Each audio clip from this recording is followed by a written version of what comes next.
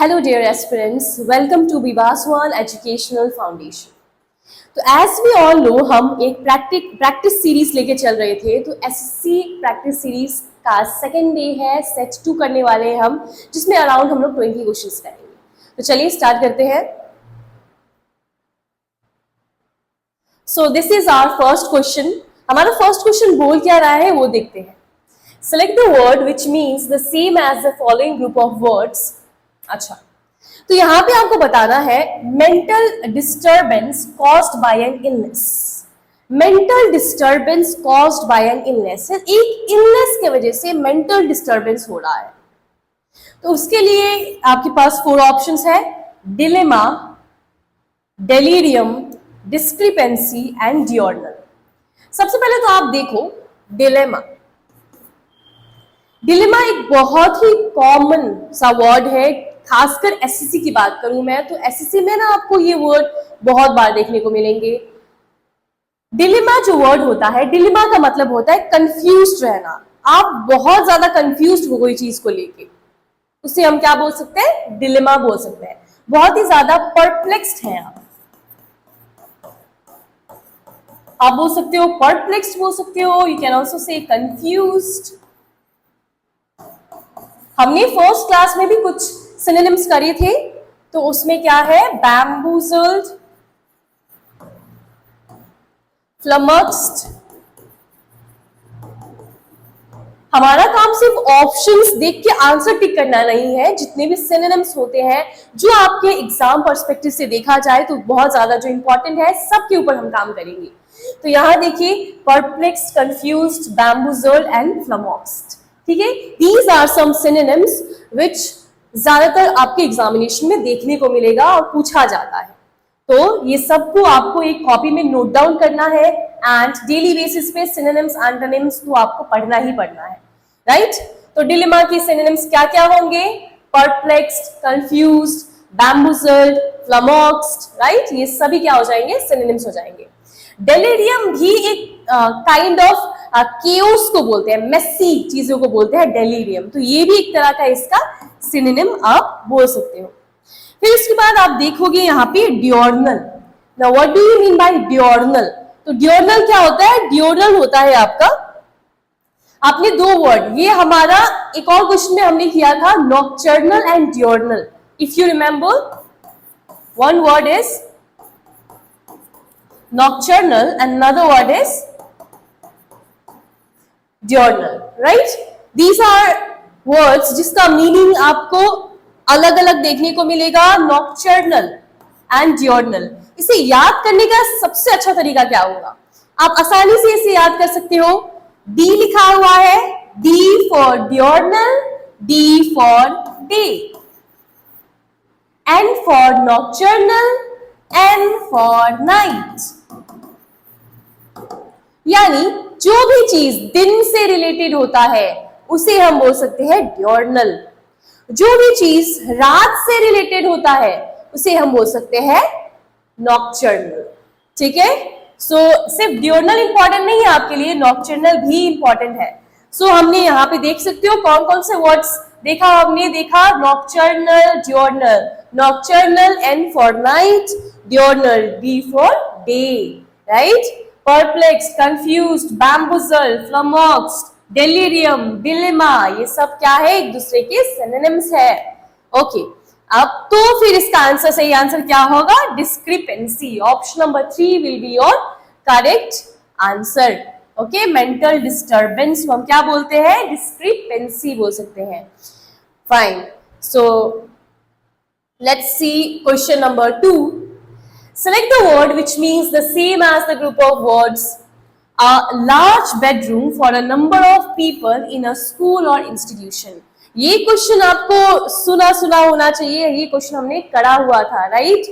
If you remember, a large bedroom for number of people in a school or institution को क्या बोलते हैं हम लोग?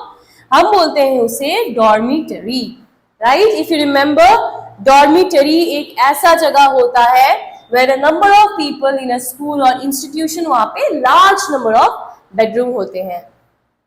लॉज आपको अच्छी तरह से पता है, लॉज एक छोटा सा हाउस होता है जो पेइंग गेस्ट होते हैं वहां पे रह सकते हैं। रेसिडेंस, रेसिडेंस घर को बोल सकते हैं। हॉस्टल, हॉस्टल आप बोलोगे हॉस्टल, जनरली हमें ये याद रहता है हॉस्टल मतलब बच्चों के लिए है हॉस्टल, जो भी, क्योंकि हम भी हॉस्टल में रहे हुए हैं, राइट। आप हॉस्टल में रहते हो तो हमारे दिमाग में यही आता है, स्कूल वाले ही हॉस्टल रिलेट कर सकते हैं, पर ऐसा नहीं है। जो भी ट्रैवलर्स होते हैं, बाहर बाहर से आते हैं, उसके लिए भी जो रहने की जगह दी जाती है उसे भी हम हॉस्टल बोलते हैं, ठीक है। तो whenever you will get to see two options like this, then always you have to go for dormitory. हमेशा आपको डॉर्मिटरी के लिए जाना है। अगर आपके पास ऑप्शन नहीं होगा इसका, फिर आप जाओगे हॉस्टल के लिए। Fine. Then question number 3, select the option which means the same as the group of words. Being in a situation where one is likely to meet with harm. आपने ये सेंटेंस पढ़ा, क्या ये पॉजिटिव सेंटेंस है या फिर negative sentence है? एक ऐसे सिचुएशन में होना जहां पे हार्म होगा, हार्म मतलब नुकसान किसी का, राइट। हार्म नेगेटिव है, तो आपके पास 4 ऑप्शंस है, टॉलरेबल, वल्नरेबल, इररिकवरेबल, इनडेसिफरेबल। सबसे पहले आप ऑप्शन नंबर 1 देखो, टॉलरेबल। टॉलरेबल मतलब हो जाता है जो टॉलरेट किया जा सके, टॉलरेबल। वल्नरेबल, इसका सही आंसर होगा आपका वल्नरेबल। वल्नरेबल का मतलब होता है कमजोर। कोई इतना वल्नरेबल है, कोई इतना कमजोर है कि उसे जल्दी जल्दी, अगर कोई बीमारी है तो जल्दी बीमारी हो जाएगी, अगर उसको छोटा सा भी चोट लग गया है तो उसको ज्यादा उसको हार्म हो जाता है, वो यानी वो कमजोर है, वो फ्रेजाइल है। तो what can be the synonyms of vulnerable? क्या क्या सिनोनिम्स आप बोल सकते हो वल्नरेबल का? तो कुछ वल्नरेबल के सिनोनिम्स होते हैं, जैसे हो गया आपका वीक, आप वीक बोल सकते हो। You can also go for fragile, then feeble, then flimsy, impotent, impuissant, mar, funny। तो these are some words जो आपको बहुत बार देखने को मिलेंगे आपके एग्जामिनेशन में। एसएससी में ये सब वर्ड्स बहुत ही ज्यादा कॉमन है। तो ये जितने भी वर्ड्स है आपको एकदम आपकी टिप में होने चाहिए, टिप्स में होने चाहिए कि आप जैसे बोलोगे, आप जैसे सुनोगे, दिमाग में आपको फटक से आपको आना चाहिए कि इसका मीनिंग ये है। तो फ्रेजाइल, फीबल, फ्लिम्सी, इंपोर्टेंट, इम्प्यूसेंट, मार, पनी। मार और पनी का थोड़ा सा अलग मीनिंग भी बोल सकते हैं। मार पनी का मतलब होता है छोटा, छोटा एंड कमजोर उसे बोला जा सकता है, ठीक है। इररिकवरेबल, इररिकवरेबल, यहाँ पे क्या लिखा है? रिकवरेबल, जो रिकवर हो सकता है इज रिकवरेबल। उसके पीछे लग गया है IR। जब भी IR लगेगा मतलब वो क्या हो जाएगा? नेगेटिव हो जाएगा। सो इररिकवरेबल का मतलब क्या हो जाएगा? Which can not be recovered, right. जो रिकवर नहीं हो सकता उसे हम बोलते हैं इररिकवरेबल। देन अगेन यहाँ देखो IN भी हम कब इस्तेमाल करते हैं? नेगेटिव के लिए, नॉट के लिए इस्तेमाल किया जाता है। डेसिफरेबल, डेसिफरेबल का मतलब होता है जो चीज हम समझ सकते हैं, जो चीज को समझाया जा सकता है।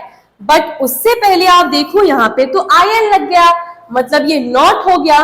तो ये इसका प्रॉपर मीनिंग क्या बन के आएगा? जो चीज हम समझाया नहीं जा सकता, जो चीज को एक्सप्लेन नहीं किया जा सकता है, उसे हम बोलते हैं indecipherable. Is that clear everyone? Okay, let's move on to the next question, question number 4. Let's see ये question में क्या बोला गया है। Something like an opening, particularly one in a body such as a nostril. Okay, अब यहाँ देखिए, ये जो आपने सेंटेंस पढ़ा, जो साइंस स्ट्रीम से है वो तो क्विक आंसर कर ही देंगे, लेकिन अगर जो साइंस स्ट्रीम से नहीं है तो आप क्या करोगे? आप ऐसे देखो, something like an opening, particularly one in a body such as a nostril. आपको कुछ समझ में नहीं आया, राइट, कुछ समझ में नहीं आया तो आप ऑप्शन में कुछ ऐसा देखो, ये ऑप्शन में से कुछ ऐसा ऑप्शन ढूंढो जो शायद आपने सुना ही नहीं होगा पहले। तो ऑब्लिक, ऑब्लिक तो हमने सुना है। ऑब्लिक का मतलब क्या होता है? जो चीज डायरेक्ट नहीं होता, जो चीज इनडायरेक्ट होता है, राइट, उसे हम क्या बोलते हैं? ऑब्लिक बोलते हैं। ऑब्ट्यूज, ये भी हमने सुना है, ऑब्ट्यूज, राइट। एक तो मैथ्स में आपने सुना होगा ऑब्ट्यूज एंगल के बारे में, लेकिन क्योंकि हम तो मैथ्स कर नहीं रहे, ये तो इंग्लिश का पार्ट है, तो ऑब्ट्यूज का मतलब होता है जो बुद्धू होता है, जो फुलिश होता है। तो इसमें क्या बोल सकते हैं हम? जो फुलिश है वो क्या है? वो ऑब्ट्यूज है।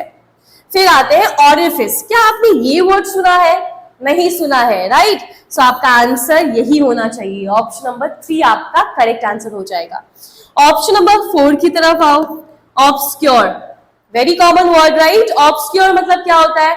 ऑब्सक्योर मतलब होता है जो चीज हिडन है, जो चीज छिप के रखा हुआ है, जो हिडन होता है, ऑब्सक्योर होता है, उसके लिए हम क्या बोल सकते हैं? जो चीज छिपी हुई होती है, हिडन होती है, ऑब्सक्योर होता है। सो यहाँ पे इसका आंसर क्या हो गया? Orifice, option number 3। Question number 5, a list or outline of things to be considered or done. A list or outline of things, एक लिस्ट जो भी जिसको कंसिडर किया जाए, एक लिस्ट जो जिसको कंसिडर किया जाए। पॉरीजेंडा, इटिनररी, एजेंडा, ग्लॉसरी। आपका आंसर यहाँ पे क्या होना चाहिए? हमारा agenda will be your correct answer. इसका मतलब होता है जो चीज को करेक्शन की जरूरत है, टू बी करेक्टेड, जिसको करेक्शन की जरूरत है, to be corrected. The next is itinerary. Itinerary मतलब होता है कोई जर्नी को प्लान करना, कोई टूर को प्लान करना। To plan a journey is known as इटिनररी।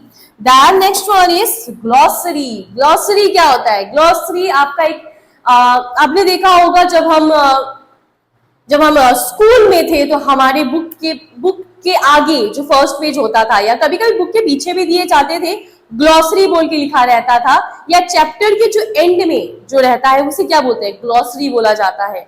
यानी चैप्टर्स में जितने भी हाईलाइटेड वर्ड्स रहते थे वो वहां पे हाईलाइटेड वर्ड्स के मीनिंग वहां पे दिए जाते थे, राइट। एक तरह का वोकैबुलरी है, एक तरह का वर्ड मीनिंग है। तो ग्लॉसरी हम क्या बोल सकते हैं? जब भी कोई वर्ड मीनिंग दिया है उसे हम ग्लॉसरी बोलते हैं, ठीक है। क्वेश्चन नंबर 6, अ सॉल्यूशन और रेमेडी फॉर ऑल डिफिकल्टीज और डिजीजेस। अब यहां देखो, एक ऐसा सॉल्यूशन, एक ऐसा रेमेडी फॉर ऑल डिफिकल्टीज और डिजीजेस। अगर बहुत सारी डिफिकल्टीज, बहुत सारे प्रॉब्लम्स है, बहुत सारी बीमारियां हैं, तो उसका एक ही सॉल्यूशन होता है। वो एक सॉल्यूशन है आपका option number 4, Panacea. Do remember, ये क्वेश्चन बहुत बार आपके एग्जामिनेशन में आया है। ये एसएससी एमटीएस में 2022 में भी आपको देखने को मिला है। ये क्वेश्चंस आपको बहुत बार देखने को मिलेगा। एक ऐसा सॉल्यूशन, एक ऐसा रेमेडी जो भी डिजीज है सबका रेमेडी है, सब कुछ का सॉल्यूशन है। सॉल्यूशन ऑफ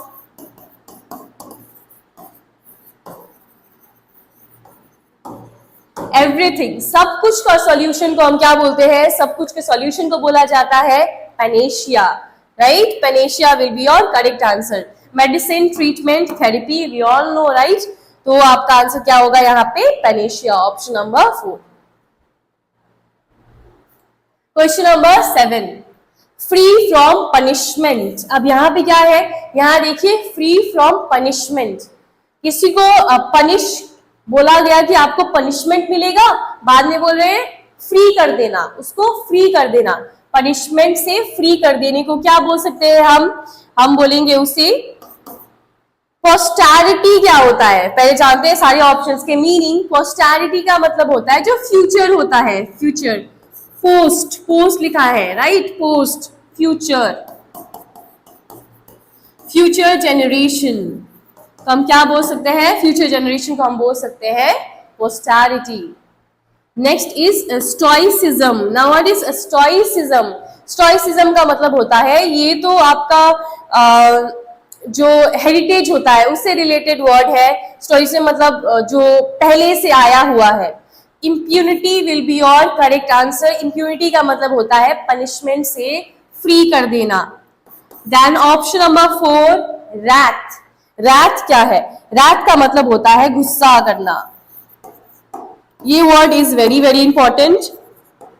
ये वर्ड बहुत इंपॉर्टेंट है, रैथ. रैथ का मतलब आप देख सकते हो क्या होता है. रैथ का मतलब होता है गुस्सा करना, angry.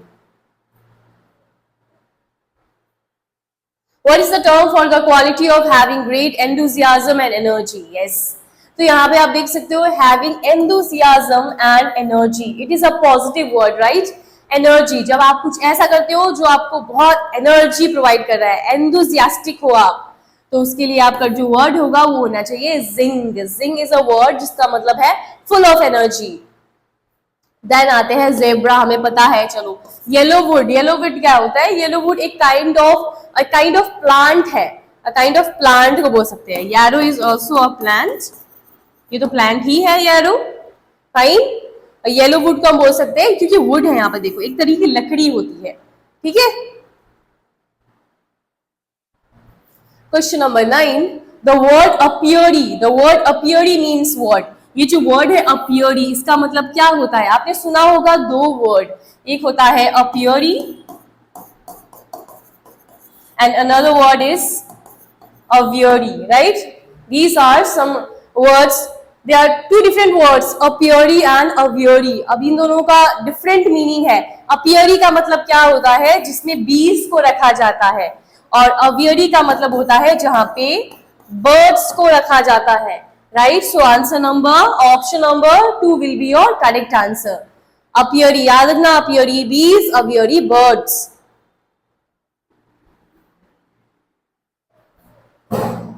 The condition of someone being sent or kept away from their own country. अगर आप अपने कंट्री में हो और वहां से आपको अलग कर दिया जाए तो उसे क्या बोलते हैं? इंट्रोमिट, सैल्यूटेशन, एक्साइल, इंक्लूशन. देखो इंट्रोमिट, यहाँ पे इंट्रो लिखा है तो इंट्रोमिट. इंट्रो मतलब क्या होगा? Entry, right? ये तो एंटर करने को बोलते हैं. इंट्रोमिट मीन्स एंट्री. याद रखना, intro, intro, entry, intro, entry. ठीक है. सैल्यूटेशन. सैल्यूटेशन का मतलब होता है ग्रीटिंग्स, ग्रीटिंग्स करना. एक्साइल्ड मतलब क्या होता है? किसी को बाहर निकाल देना, अपने ही कंट्री से, अपने ही जगह से किसी को बाहर निकाल देने को क्या बोलते हैं हम? उसे बोला जाता है एक्साइल्ड. इंक्लूशन.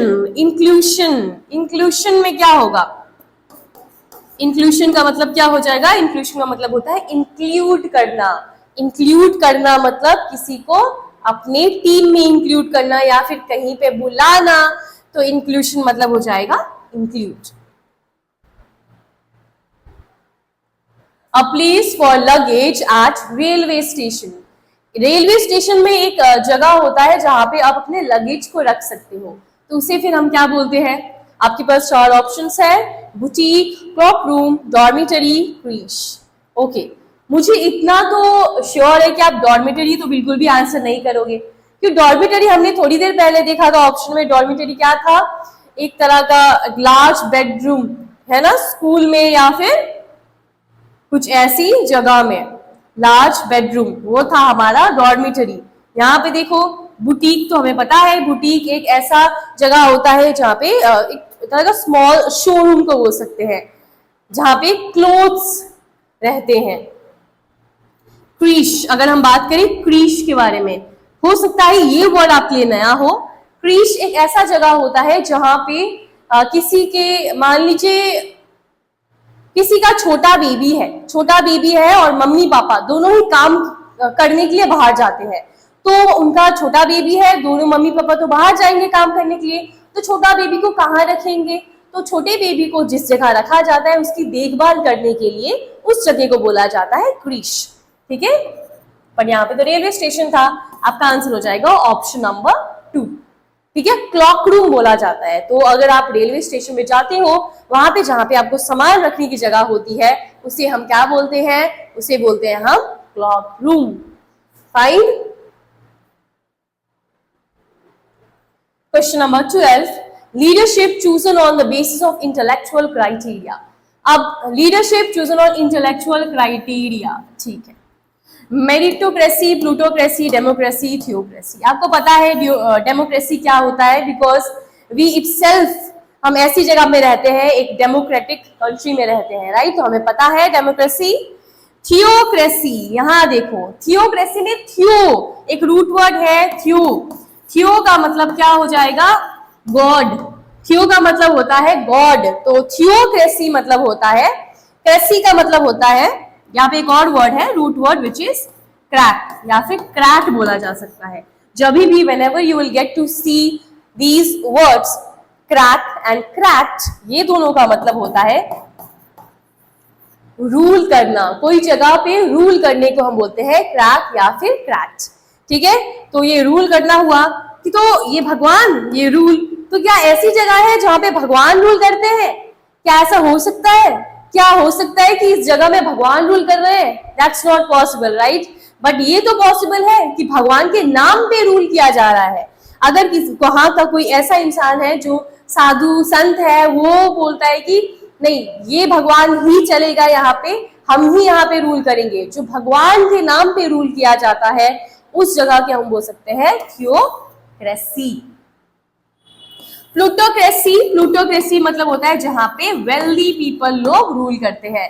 वेल्दी पीपल जहां रूल करेंगे, प्लूटोक्रेसी। तो साफ साफ इसका क्लियर आंसर हो गया ऑप्शन नंबर 1। एक और क्रेसी जानते हैं, ऑटोक्रेसी। ऑटोक्रेसी का मतलब होता है ऑटो। Auto means what? एक जन। तो ऑटोक्रेसी का मतलब क्या हुआ? जहां पे सिंगल पर्सन रूल करता है, वन पर्सन जहां पे रूल करता है, वो है हमारा autocracy. Another one is aristocracy. Aristocracy क्या होता है? जहां पे हाई क्लास पीपल लोग रूल करते हैं। High class people is aristocracy. Another one is monarchy. Monarchy क्या होता है? मोनार्की मतलब होता है जहां पे राजा या फिर वहां की रानी रूल करती है, मोनार्की। फिर लास्ट वन इज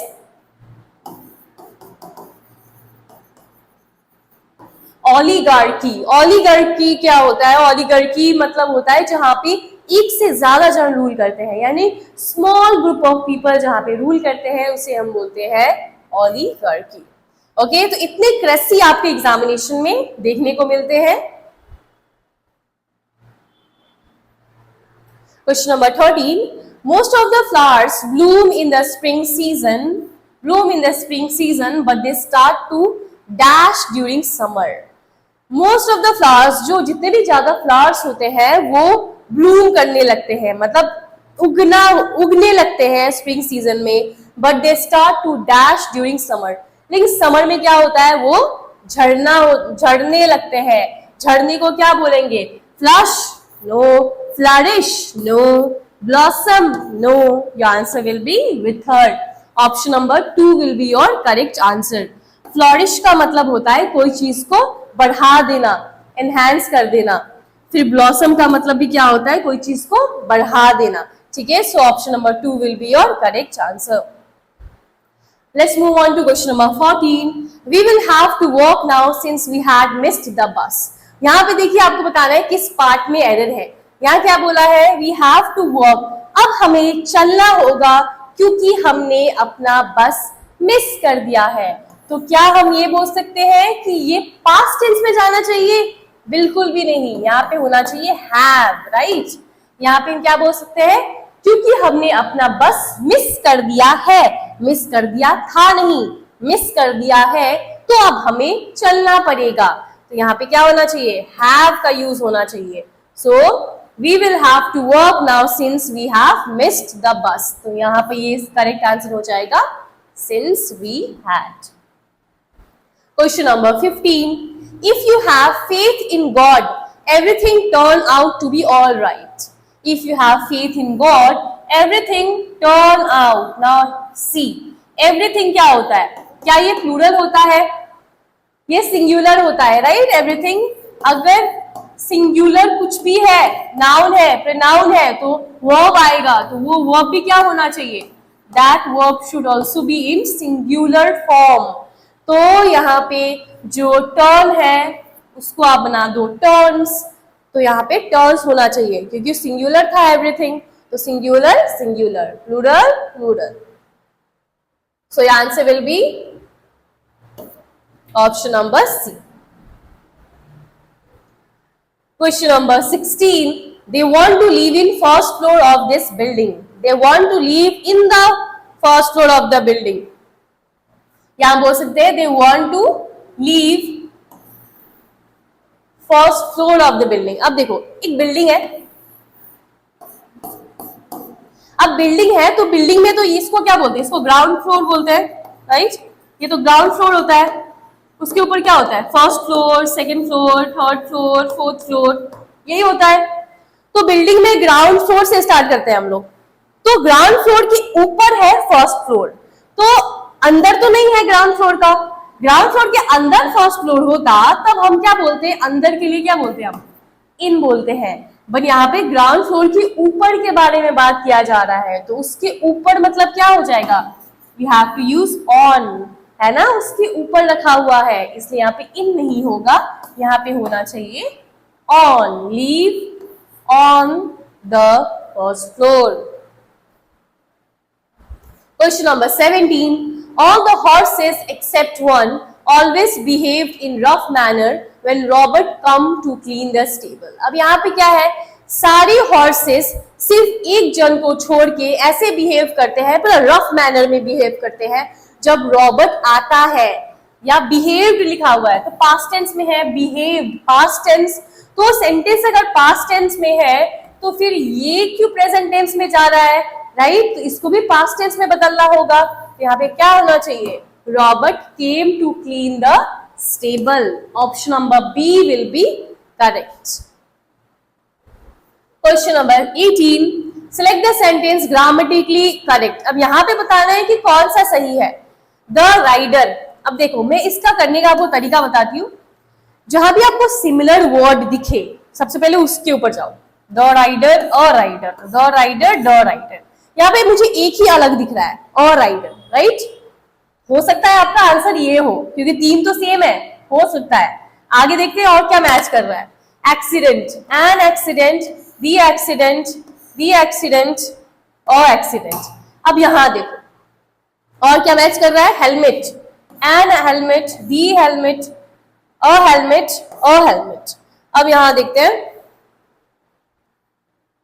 सबसे पहली बात यहाँ पे राइडर है, क्योंकि मैंने बोला तीन में द लगाया तो हो सकता है आपका आंसर ये हो।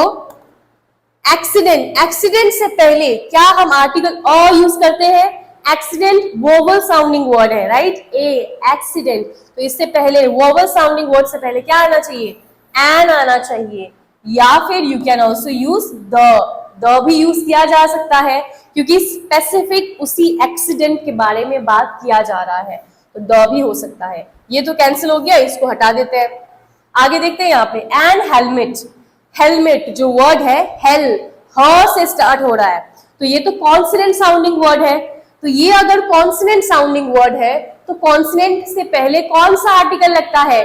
अ लगता है, ना कि एन लगता है, राइट? तो एन तो नहीं होगा, यहाँ भी ह है, यहाँ भी अ है। अब देखते हैं, ये भी हमारा कैंसिल हो गया, दो हमने एलिमिनेट कर दिया। इन दोनों में से आपका आंसर क्या होना चाहिए? ये बताएगा हमारा अ। अब देखो जहां पे बात करेंगे राइडर के बारे में, तो क्या हम बोल सकते हैं एक राइडर आया था? क्या उस राइडर के बारे में हम लोग जानते हैं? क्या हम जानते हैं उस राइडर के बारे में? हम लोग उस राइडर के बारे में नहीं जानते हैं, राइट? याद देखो एक और क्या था यहाँ पे, द हेलमेट, वही हेलमेट से a rider who met with the accident was not wearing the helmet, और यहाँ पे लिखा है नॉट वेयरिंग अ हेलमेट। वो हेलमेट नहीं पहना था। अब जरूरी है क्या कि वही हेलमेट पहने? जरूरी तो नहीं है। तो यहाँ पे आप आंसर क्या कर सकते हो? आप आंसर ऑप्शन नंबर सी के लिए जा सकते हो। 19. Select the grammatically correct statement from the among given options. It is a nice party. I am enjoying the party. Same यहाँ पे भी देखिए, यहाँ पे it is a nice party, a party, यहाँ पे तो कुछ लिखा ही नहीं, आर्टिकल तो हमें चाहिए, ये नहीं होगा, ये नहीं होगा। पार्टी से पहले हमें एक आर्टिकल लगेगा ही लगेगा। I am enjoying the party and party। अब देखो, सबसे पहले हमेशा एक चीज याद रखना है, आर्टिकल हमेशा पहले अ आता है, उसके बाद ही आपका द आता है। अ पार्टी, फिर उसके बाद आएगा द पार्टी, राइट। मान लीजिए फॉर एग्जाम्पल मैंने बोला एक राजा था, there was a king, the king was very wise. पहले उस राजा को हम नहीं जानते हैं तो अ यूज किया, अब उस राजा को जान गए हैं तो द यूज करेंगे। तो पहले उस पार्टी में जा रहे हो, आपको कोई आइडिया नहीं है वो पार्टी क्या चीज के बारे में है, उसके बाद आप चले गए तो क्या होगा, द पार्टी हो जाएगा। तो वही चीज यहाँ करना है, पहले अ आएगा, उसके बाद नहीं, यहाँ पे तो एन लिखा हुआ, ये नहीं होगा, यहाँ पे अ लिखा है, यहाँ पे द लिखा है, मतलब ऑप्शन नंबर ए आपका सही आंसर हो जाएगा। Option number question number 20। Okay, we have 25 questions I guess. He came to report that the work went very slowly। वो आया था रिपोर्ट करने के लिए, काम बहुत ही स्लोली चल रहा था। देखते हैं ये क्या है, ये आपका वेंट क्या हो जाएगा, वेंट आपका हो जाएगा वर्ब, तो उसके लिए आपका एडवर्ब लगा हुआ है, तो वर्ब को मॉडिफाई करता है एडवर्ब, सही है। Because the x-ray machine was not very good. अब देखो यहाँ पे वेरी क्या हो जाएगा, वेरी हो जाएगा आपका, अच्छा गुड क्या होगा पहले ये जानते हैं। अगर ये वर्ब की तरह काम कर रहा है, working very, right, working very, ये तो वर्ब हो गया। अगर ये वर्ब है तो ये जो गुड है, वो गुड कौन सा पार्ट्स ऑफ स्पीच है, गुड तो होता है हमारा एडजेक्टिव, राइट, गुड तो हमारा एडजेक्टिव होता है।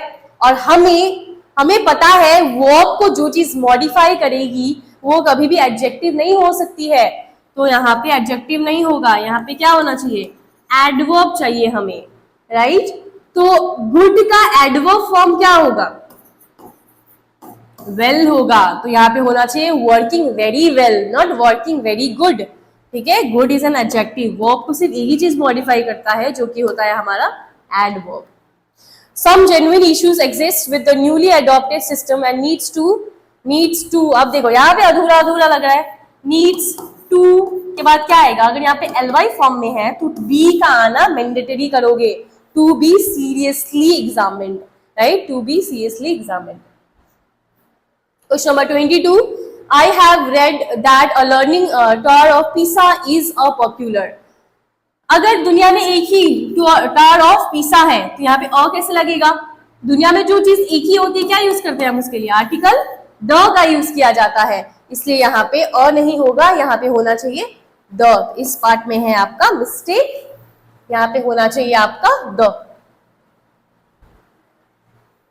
The festivals were celebrated everywhere to rejuvenate the minds of people।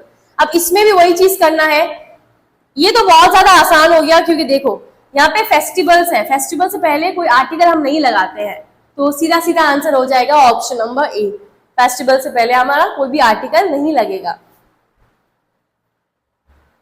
Question number 24। The school authorities are decided to close the high school wing for the next 3 days due to power failure। The school authorities are decided, उन्होंने तो decide कर लिया है, यहाँ पे are नहीं have decided होना चाहिए। हमें अच्छी तरह से पता है हैव, हैज और हैड के साथ हम क्या लगाते हैं, वर्ब का थर्ड फॉर्म लगाते हैं। दिस इज वर्ब का थर्ड फॉर्म, तो उससे पहले यही आना चाहिए, राइट, इसलिए यहाँ पे हैव होगा। चलो आते हैं लास्ट क्वेश्चन में। Having known that the train was already on the platform, they ran fastly। सबसे पहली बात यहाँ पे लिखा है fastly। ran क्या होता है, दिस इज वर्ब, राइट, ये तो वर्ब है, फिर fastly क्यों आएगा यहाँ पे फास्टली क्या होता है, जो वर्ड फास्ट होता है वो तो खुद ही एक एडवर्ब होता है, राइट।